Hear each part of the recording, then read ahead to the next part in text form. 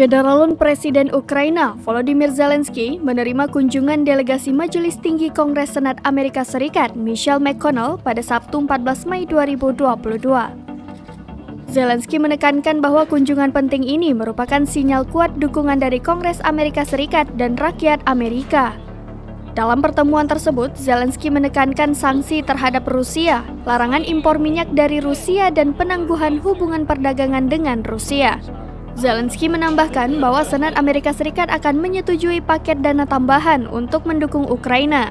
Dana bantuan yang berjumlah 33 miliar dolar Amerika Serikat meningkat menjadi 39,6 miliar dolar Amerika Serikat.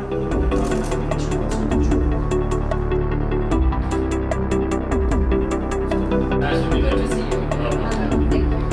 This person had a very good